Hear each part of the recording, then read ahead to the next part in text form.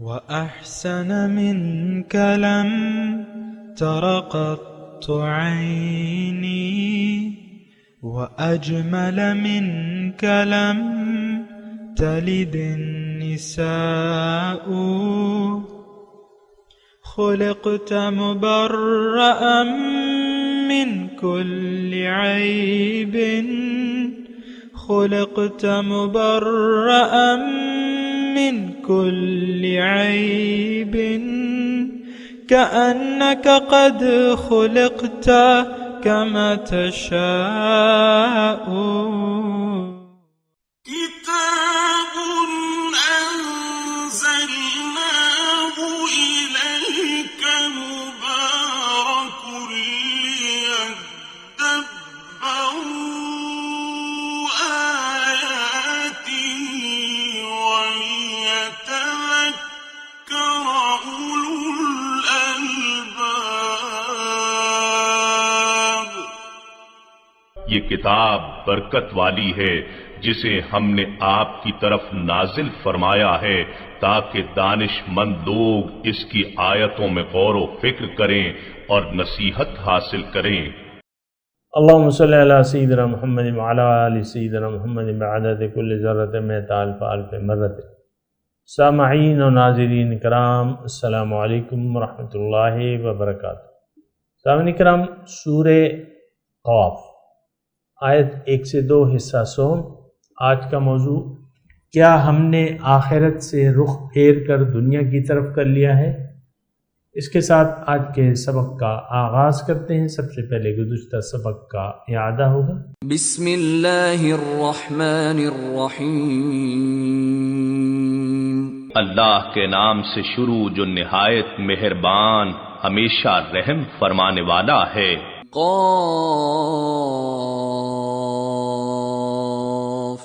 والقرآن المجید۔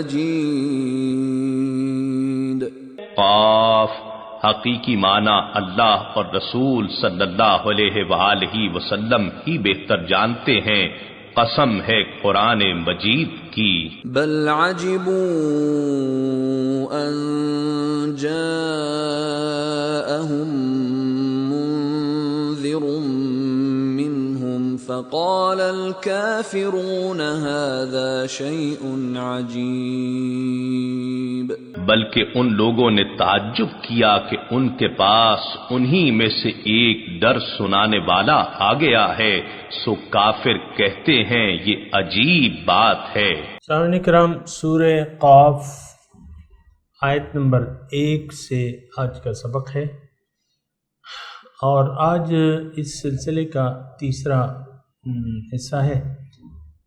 پہلے لفظی ترجمہ، والقرآن المجید، قسم ہے بزرگی والے قرآن کی، بل عجیبو، بلکہ یہ تعجب میں پڑے ہیں، ان جاءہم منذر منہم، کہ آیا ان میں سے ایک ڈرانے والا، فقال الکافرون، کہا کافروں نے، ھذا شیء عجیب، یہ تو بڑی عجیب بات ہے۔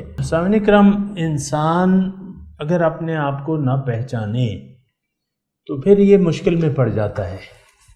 اللہ تعالیٰ کی دی ہوئی نعمتوں کو اگر یہ صحیح استعمال نہ کرے، میری مراد نعمتوں سے ایک نعمت ہے عقل۔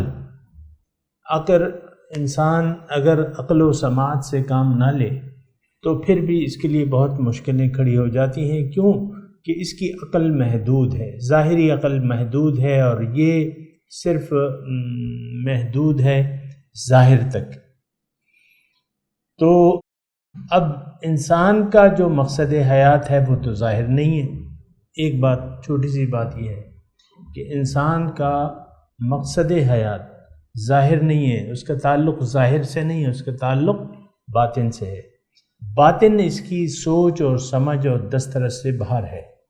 اب اس کو سننا پڑے گا کسی کی بات کو، اس کو سوچنا بھی پڑے گا اپنے بارے میں کہ میں کون ہوں، میں نے کہاں جانا ہے، میری حقیقت کیا ہے۔ اگر یہ عقل و فکر و سوچ و سمجھ سے کام نہ لے تو پھر اس کا انجام جو ہے وہ ٹھیک نہیں ہے، یعنی ناکامی ہے، ناکام۔ یا نقصان اٹھائے گئے. قرآن کی زبان میں اگر میں کہوں تو پھر یہ نقصان اٹھانے والوں میں سے اولئک من الخاسرین اولئک الذین خسروا انفسهم. تو یا والعصر ان الانسان لفی خسر، زمانہ گواہ ہے کہ انسان نقصان میں جا رہا ہے. تو اگر یہ سوچ و سمجھ سے کام نہ لینا سامعین کرام، پھر یہ اچھا پھر اس کے لیے اور یعنی جبکہ حقیقت یہ ہے کہ اللہ تعالیٰ نے اس کی ہدایت کا پورا انتظام کیا ہوا ہے کتاب اور پیغمبر کی صورت میں. اگر یہ جب پیغمبر اس کے پاس آیا یا اس کی تعلیمات یا اس کی دعوت آئیں اور اس نے پھر بھی سوچ سمجھ سے کام نہ لیا تو پھر اس کا نقصان یا خسارہ جو ہے وہ یقینی ہو جائے گا. تو سورہ قاف، اس کا میں نے آپ کو بتایا تھا کہ اس کا نزول جو ہے وہ 5 نبوی سے ادھر ہے، یعنی پہلے ہے 3-4 نبوی، جبکہ حضور کی دعوت شروع ہو رہی تھی اور ہو چکی تھی، اس زمانے کی آیت ہے. جیسا کہ آپ نے ترجمہ پڑھا بل عجب ان جاءہم منذر منہم، بلکہ یہ تعجب کرتے ہیں کہ ان کی طرف ایک ڈرانے والا آیا. تو کافروں نے کہا یہ تو بڑی عجیب چیز ہے. انسان کو ہر وہ چیز عجیب لگتی ہے جو اس کی عقل و فہم سے باہر ہو، یعنی اس کی جو عقل کی حدود ہیں اگر کوئی بات اس سے باہر ہو جائے تو پھر یہ اس کو عجیب لگتی ہے سمجھ، اور پھر وہ اس پر یقین کرنے کے لیے بھی وہ تیار نہیں ہوتا. انسان کی سمجھ جو ہے ظاہر تک چونکہ محدود ہے تو وہ پھر ظاہری کو سمجھ سکتا ہے لیکن باطن کو نہیں سمجھ پاتا. لیکن باطن کو سمجھانے کے لیے اللہ تعالیٰ نے ہدایت سے ہمیں انسان کو نوازا ہے، اور پھر ہر پیغمبر جو ہے وہ ہدایت کی تشریح اور توضیح کرنے والا ہے. تو اگر کوئی انسان ابتدائی حالت میں سوچ سمجھ سے کام نہ لے تو اس کو ہدایت کی کوئی ضرورت نہیں محسوس ہوتی، اور وہ ساری باتیں جو باطن سے تعلق رکھتی ہیں وہ اس کو عجیب معلوم ہوتی ہیں. جیسا کہ زیادہ میں آپ کو مشکل میں نہیں ڈالوں گا، میں آپ کو کہہ رہا ہوں آپ سوچیں ہم لوگوں کو بھی پورا دین پر عمل کرنا، ایک تو دین کی ہمیں سمجھ نہیں ہے، سب سے پہلی بات یہ ہے، یعنی دین کی ہمیں سمجھ نہیں ہے سامنے کرام. تو جب سمجھ نہیں ہے تو اس کا ایک بات تو یہ ہے کہ دین ہم سمجھتے نہیں ہیں. اصل میں ایک بات ذرا نوٹ کر لیں کہ ہدایت، پیغمبر، یہ انسان کی باطنی کامیابی کے لیے آئے ہیں. ٹھیک ہے، اس کے اثرات جو ہیں اس کی ظاہری زندگی پر بھی ہوتے ہیں، اور ایک اچھی زندگی انسان گزارتا ہے، اور اس کا وعدہ بھی اللہ تعالیٰ نے اس سے کیا ہے کہ اس کی ظاہری زندگی بھی یہ بھی اچھی حالت میں گزرے گی. للذین احسنوا فی ہذہ الدنیا حسنہ. لیکن یہ بات بھی اس کی سمجھ میں نہیں آتی. الغرض جو قصہ مختصر ہے وہ یہی ہے کہ عجیب، اصل میں اگر آپ دیکھیں یا مجھ سے پوچھیں کہ تم کیا کہنا چاہ رہے ہو تو میں یہ کہنا چاہ رہا ہوں کہ جو آیات، نمبر ایک بات اس میں یہ ہے کہ جو آیات اس وقت ہم مطالعہ کر رہے ہیں یا جو صورت ہمارے زیر مطالعہ ہے، یہ آپ کو میں نے پہلے درس میں کہا تھا کہ وہ یعنی اس کو یہ نہ سمجھیں آپ کہ یہ 1450 سال پہلے کی وہ ہے صورت ہے یا اس وقت کے لیے تھی. نہیں، یہ آج کے لیے ہے. جو حالات اس وقت تھے وہ حالات اس وقت بھی ہیں. جہالت اس وقت بھی تھی، جہالت اس وقت بھی ہے. غفلت اس وقت بھی تھی، غفلت انتہائی گہری غفلت جو ہے وہ اس وقت بھی ہے. لوگ اس وقت بھی سوئے ہوئے تھے، اپنے انجام سے بے خبر تھے، بے نیاز تھے. آج ہم بھی اپنے انجام سے بے نیاز ہیں اور زندگی گزار رہے ہیں. آپ دیکھ لیں من چاہی زندگی ہم گزار رہے ہیں، تو اس کا نتیجہ جو ہے نقصان کے سوا کچھ بھی نہیں. بہرحال مضمون کو میں تھوڑا سا آگے بڑھاتا ہوں، اور یہ ہے کہ انسان کو اللہ تعالیٰ نے جو پیدا کیا ہے، تو اب اس کی یعنی بنیادی طور پہ ہدایت 3 باتوں پر مشتمل ہے، یعنی ہدایت کی بنیاد 3 باتیں ہیں۔ ایک تو موت کے بعد دوبارہ زندہ اٹھائے جاؤ گے اور تمہیں تمہارے اعمال کا پورا جزا یا سزا ملے گی، ایک بات۔ دوسری بات یہ ہے یعنی انسان کی ہدایت کے لیے اللہ تعالیٰ نے نہ صرف یہ کہ کتاب نازل کی ہے، بلکہ پیغمبر کی ذات بھی آئی ہے جو اس کو اس کتاب کی تشریح کر کے بتاتی ہے، اور نہ صرف یہ کہ بتاتی ہے بلکہ ایک نمونہ بھی ہے، وہ رسالت، یعنی جو رسول ہیں، پیغمبر ہیں، رسول ہیں، انبیاء کرام ہیں، وہ تمام ایک عملی نمونہ تھے ہدایت پر عمل کا سامنے کرام۔ تو اچھا، یہ ہو گئی آخرت، رسالت۔ اب سب سے پہلی چیز جو ہے وہ توحید ہے۔ توحید کیا ہے؟ توحید یہ ہے سامنے کرام کہ اللہ تعالیٰ الہ واحد ہے، لا الہ الا اللہ، اللہ تعالیٰ معبود واحد ہے۔ تمام نیکیوں کی جو جڑ ہے وہ توحید ہے، یعنی توحید سے ہی آپ نے کام شروع کرنا ہے اور توحید پر جمے رہنا ہے۔ توحید میں آپ کو بتا رہا ہوں، دیکھیں انسان، یہ تھوڑی سی اگر میں تفصیل سے آپ کو بتاؤں تو انشاءاللہ فائدہ ہوگا، ذرا غور سے سنیں۔ توحید کے یعنی یہ الفاظ تو ہم سنتے رہتے ہیں، توحید کے بارے میں سنتے رہتے ہیں، لیکن بات یہ ہے کہ توحید حقیقت میں کیا ہے۔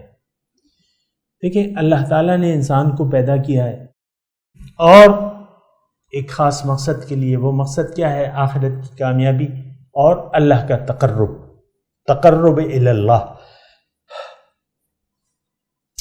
اب آخرت کی کامیابی کے لیے طریقہ کار اللہ تعالیٰ نے کیا وضع کیا ہے؟ یہ بہت آسان طریقہ ہے سامنے کرام، اگر آپ سوچیں اور سمجھیں، اور اس میں توحید جو ہے، یعنی آپ کو معلوم ہے من قال لا الہ الا اللہ فقد دخل الجنہ، ہمارے حضور صلی اللہ علیہ وسلم نے فرمایا ہے جس نے بھی لا الہ پڑھا وہ جنت میں داخل ہو جائے گا، فقط دخل الجنہ، وہ جنت میں داخل ہو جائے گا۔ اب کیا ہے لا الہ الا اللہ؟ یہ توحید ہے، یہ بنیاد ہے ہماری کامیابی کی، نجات کی، کامیابی کی بنیاد ہے۔ اب میں تھوڑی سی اس کی وضاحت کرتا ہوں۔ الہ کیا مطلب؟ الہ مانے معبود۔ معبود کا کیا مطلب؟ وہ ہستی جس کے سامنے آپ سر جھکا دیں، یعنی جس کی خواہشات کے سامنے، جس کی حکم کے سامنے اپنا سر خم تسلیم کر دیں۔ ہر وہ ہستی جس کا آپ بلا چون و چرا کہنا مانیں گے وہ آپ کا معبود ہے۔ دیکھیں یہ معبود جو ہے اللہ تعالیٰ کی ایک صفت ہے، لیکن یعنی یہ ایک ایسی صفت ہے کہ اگر آپ یعنی اس کو سمجھنا بھی آسان ہے، اور میں نے اس کا بیان بھی کر دیا ہے اللہ تعالیٰ کی توفیق سے، اور میں یہ کہہ رہا ہوں کہ اللہ کے حکم کے سامنے اگر آپ نے سر جھکا دیا تو اللہ بھی آپ کا معبود ہے۔ کسی اور کے سامنے، کسی اور کی حکم کے سامنے اگر آپ نے سر جھکا دیا تو وہ چیز آپ کا معبود بن جائے گی۔ اچھا، اب اللہ تعالیٰ نے انسان کی کامیابی توحید میں رکھ دی ہے کہ اللہ تعالیٰ اللہ پر ایمان لے آئے اور کہہ دے کہ لا الہ الا اللہ محمد الرسول اللہ، اب نہ صرف زبان سے بلکہ عمل سے یقین کر لے کہ اللہ کے سوا کوئی معبود نہیں ہے، یعنی کوئی ہستی ایسی نہیں ہے جس کے سامنے میں اپنا سرخم تسلیم کر دوں سوائے اللہ کے۔ اب اللہ کا حکم، اب ظاہر ہے کہ معبود تو واحد ہے، ایک ہے، تو اب اس کا حکم بھی معلوم ہونا چاہیے، تو اس نے انتظام کر دیا فَإِمَّا يَأْتِيَنَّكُم مِّنِّي هُدًى، ہدایت آ گئی، اور پھر اس ہدایت پر عمل کا ایک طریقہ اور اس کی وضاحت کرنے والا بھی آ گیا۔ تو یہ ہدایت اور یعنی قرآن اور سنت یہ دو چیزیں ہیں۔ اگر آپ نے اللہ کو معبود، اللہ تعالیٰ کو اگر آپ، یعنی یہ میں شروع سے ایک جملہ بولتا ہوں، اگر آپ اپنی زندگی میں کامیابی چاہتے ہیں، اخروی زندگی میں نجات یقینی چاہتے ہیں، تو پھر اس کا طریقہ یہ ہے کہ آپ کو اللہ کے حکم کے سامنے سر جھکا دینا ہوگا۔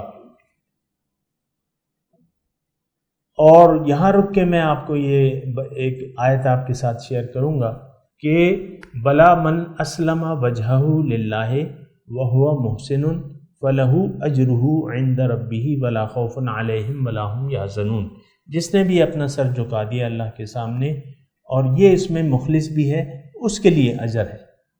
تو اب تھوڑی سی توجہ آپ کی چاہیے سامنے کرام، کیونکہ مضمون میں نے ایک وسیع المفہوم موضوع یا بات کر رہا ہوں، اور بنیادی طور پہ میں یہ بات کر رہا ہوں کہ توحید کیا ہے، ایمان کیا ہے، توحید کیا ہے، تو وہ آپ کی میں وضاحت کر رہا ہوں۔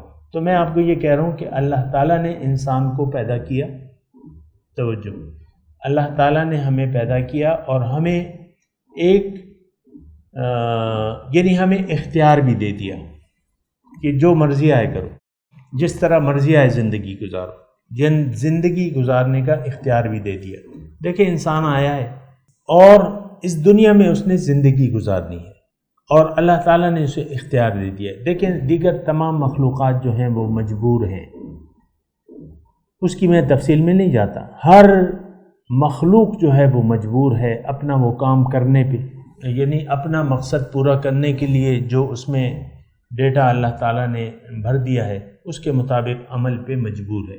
لیکن انسان اگرچہ اس کی فطرت نیک ہے، اسلام کے مطابق ہے، لیکن اس کے باوجود اللہ تعالیٰ نے اس کو اختیار دیا ہے، مجبور نہیں پیدا کیا۔ یہ انسان کی فضیلت ہے۔ اچھا، پھر اسی فضیلت میں انسان کی کامیابی ہے، نجات ہے، کامیابی ہے، یعنی جو اللہ تعالیٰ نے انسان کو اختیار دیا ہوا ہے، توجہ ہے نا آپ کی، انسان کو، مجھے اور آپ کو اللہ تعالیٰ نے جو زندگی گزارنے کا اختیار دیا ہوا ہے، بات سمجھنے کی یہ ہے کہ ہم نے وہ اختیار نہیں استعمال کرنا۔ کیا مطلب؟ زندگی اپنی مرضی سے نہیں گزارنی، اگر گزاری تو اس میں ہمارا نقصان ہے اور خسارہ ہے، یعنی نقصان ہے اور خسارہ ہے اگر زندگی ہم نے اپنی مرضی سے گزاری۔ لیکن اگر ہم نے اپنی مرضی کو اللہ کی مرضی کے تابع کر دیا تو یہ توحید ہے۔ آپ سن رہے ہیں نا میری بات؟ اگر ہم نے اپنی مرضی کو اللہ کی مرضی کے تابع کر دیا اور ہم تابع فرمان ہو گئے، سمعنا و اطعنا، ہم نے کہہ دیا کہ ہم نے سنا اور ہم نے اطاعت کی، تو پھر ہم کامیاب ہو جائیں گے، ہم نقصان سے بچ جائیں گے، دنیا میں بھی کامیابی اور آخرت میں بھی کامیابی۔ دوسری صورت میں اگر ہم نے اللہ کے حکم کے سامنے سر نہ جھکایا، اپنی مرضی کو اللہ کی مرضی کے تابع نہ کیا، قرآن کی ہدایت کے مطابق نہ زندگی نہیں گزاری بلکہ اپنی مرضی سے زندگی گزاری، اور ہم نے حضور صلی اللہ علیہ وسلم کا اتباع نہیں کیا، ان کی اطاعت نہیں کی، تو پھر یہ گارنٹی ہے کہ یہ انسان ناکام ہوگا، نامراد ہوگا، نقصان میں ہوگا۔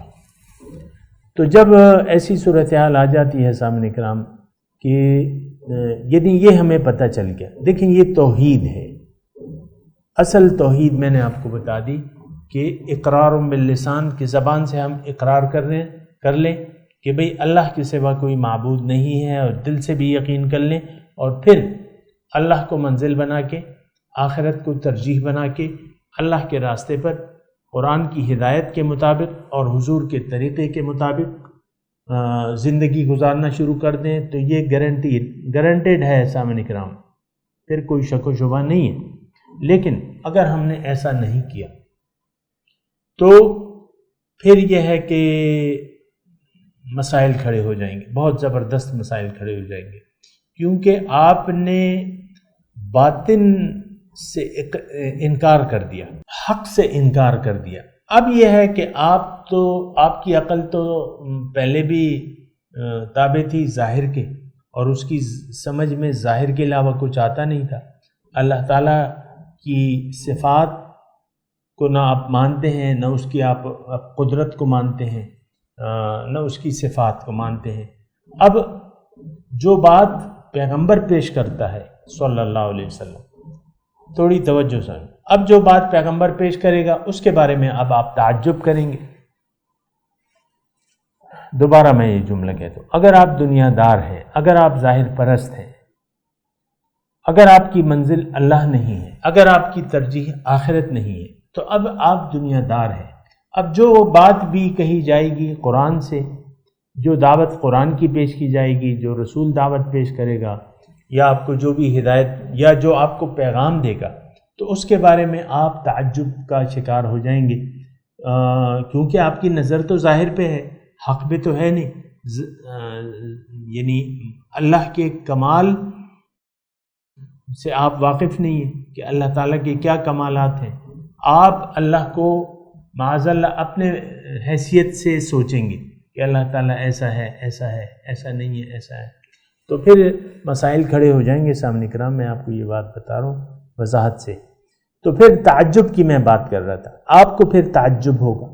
آج ہمیں تعجب ہے کہ اسلام جو 1450 سال پہلے آیا تھا آج بھی قابل عمل ہے۔ بہت سے لوگ اس بارے میں تعجب کا شکار ہیں۔ پھر دوبارہ زندہ ہونے پہ ہمیں یقین نہیں ہے بلکہ تعجب ہے، نہیں ہو سکتا ایسا۔ ہمارے پشتوں میں بھی ایسی مثالیں ہیں، کہتے ہیں دا آخرت سوک راغلی دی، مطلب آخرت سے کون آیا ہے، ہم نے تو نہیں دیکھا۔ اور یہی بات جو ہے وہ کافر مشرکین فأتوا بآبائنا ان کنتم صادقین، یہ بات وہ بھی کرتے تھے کہ لے آؤ ہمارے، اگر تم کہتے ہو کہ ہاں ٹھیک ہے مرنے کے بعد دوبارہ جی اٹھنا ہے، ہمارے آباء و اجداد کو زندہ کر کے لے آؤ۔ تو یقین ان کا بھی نہیں تھا، ہمارا بھی نہیں ہے۔ دیکھیں تین چیزیں ہیں، میں آپ کو کہتا رہتا ہوں، توحید، رسالت اور آخرت۔ اس بارے میں وہاں جہالت تھی، لوگ توحید کو سمجھنے سے عاری تھے۔ اجعل الآلہۃ الہا واحدا، آج بھی ہم توحید، اللہ کو معبود واحد بنانے سے عملاً تعجب کا شکار ہے۔ بھئی میں تو ٹھیک ہے محبت کروں گا، لیکن اور محبتیں بھی تو ہیں میری اپنی ذات ہے، اپنی ذات سے انسان یعنی عزت جسے آپ کہتے ہیں، حب جاہ، وہ بھی ہے، اس کو بھی آپ خیال میں رکھتے ہیں۔ پھر آپ کہتے ہیں میری بیگم ہے، بیگم کہتے ہیں میری شوہر ہے، پھر آپ اپنی اولاد سے محبت کرتے ہیں۔ تو اس کا پھر نتیجہ کیا ہوتا ہے؟ آپ کی محبتیں تقسیم ہو جاتی ہیں، جبکہ تقاضا یہ ہے کہ لا محبوب الا اللہ، اللہ کے سوا کوئی محبوب ہے نہیں۔ تو محبتیں آپ کی یعنی تقسیم ہو جاتی ہیں، اور پھر آپ تعجب میں پڑ جاتے ہیں کہ اللہ کو محبوب واحد کیسے بنا لیں، مطلوب واحد کیسے؟ میرے تو کافی منصوبے ہیں دنیا میں، اور دنیا کے متعلق کافی ارادے ہیں، منصوبے ہیں، اور یہ خواہشات ہیں میری، اس کو میں نے پورا کرنا ہے۔ تو جب بھی سامنے کرام میں ذرا مضمون سمیٹ رہا ہوں، جب بھی کسی نے بھی اگر ان تین چیزوں پر یقین نہ کیا، ایک تو اپنے دیکھیں، تین چیزوں سے میری مراد یہ ہے کہ آپ کو اپنے اوپر یقین نہیں ہے کہ آپ کی حقیقت کیا ہے، آپ کو اپنی پہچان نہیں ہے، پھر آپ اپنے معبود کو بھی نہیں پہچان سکیں گے۔ من عرف نفسہ فقد عرف ربہ، جس نے اپنے آپ کو پہچان لیا وہ اپنے رب، آپ نے اپنے آپ کو نہیں پہچانا، آپ اپنے رب کو بھی نہیں پہچان سکتے۔ اچھا، پھر دیکھیں، جب آپ اپنی حقیقت سے بے خبر ہیں، اپنے منزل سے بے خبر ہیں، اس سے غافل ہیں، آپ باطن سے غافل ہیں، آپ آخرت سے غافل ہیں، قرآن کے الفاظ میں کہہ رہا ہوں، پھر یہ ہے کہ اب آپ کی نظر تو ظاہر پہ ہے، اب جس کی باطن کی آنکھیں کھلی ہیں، جو باطن کو دیکھ رہا ہے، یعنی پیغمبر علیہ الصلاۃ والسلام میری مراد ہے اسے، تو جو وہ حق کو دیکھ رہا ہے، حق کو مشاہدہ ہے اس کا، اور وہ آپ کو ایک باطن کی خبر دے رہا ہے، تو پھر بھی آپ کہتے ہیں کہ نہیں ایسا تو نہیں ہو سکتا، ایسا نہیں ہو سکتا، تو پھر آپ جو اس کو جھٹلائیں گے، عملاً جھٹلائیں گے، جیسا کہ سامعین کرام آج ہم نے عملاً اپنے رسول کو جھٹلا دیا ہے، اپنے قرآن کو جھٹلا دیا ہے، آخرت کی زندگی کو جھٹلا دیا ہے، اچھی یا بری کوئی بھی نہیں، نہ جنت کی توقع ہے نہ دوزخ کا ڈر ہے، نہ جنت کی امید ہے نہ دوزخ کا خوف ہے۔ اسی طرح دوبارہ جی اٹھنے کے بارے میں بھی ہم شک و شکوک کو، بس یہ سارے مضمون جو ہیں میں آپ سے گزارش کر رہا ہوں کہ یہ سارے مضامین کو آپ اپنے لیے سمجھیں، اور پھر ہم ساتھ ساتھ انشاءاللہ وہ کرتے رہیں گے، یعنی تفصیل اس میں کرتے رہیں گے۔ بہرحال میں تلاوت کرتا ہوں، میرے ساتھ دہرائیے۔ اعوذ باللہ من الشیطان الرجیم، بسم اللہ الرحمن الرحیم، قاف والقرآن المجید بل عجبوا ان جاءهم منذر منهم فقال الكافرون هذا شيء عجیب۔ جی ترجمہ سنا دیں۔ بالقرآن المجید، اور بزرگی والے قرآن کی قسم، بل عجبوا ان جاءہم منذر منہم، بلکہ ان کو تعجب ہوا کہ آیا انہی میں سے ڈرانے والا۔ فقال الکافرون ھذا شیء عجیب، کافروں نے کہا کہ یہ تو بڑی عجیب بات ہے۔ اب ان آیت کی تلاوت اور ترجمہ۔ بسم اللہ الرحمن الرحیم۔ In the name of God, the gracious, the merciful. قاف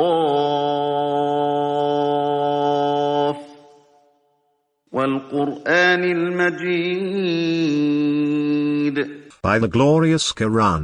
بل عجبوا أن جاءهم منذر منهم فقال الكافرون هذا شيء عجيب۔ They marveled that a warner has come to them from among them. The disbelievers say, this is something strange. سامعین کرام، اس کے ساتھ ہی آج کے درس کا وقت اختتام کو پہنچا۔ اگلے درس میں انشاءاللہ ملاقات ہوگی۔ وآخر دعوانا ان الحمدللہ رب العالمین، والسلام علیکم ورحمۃ اللہ وبرکاتہ۔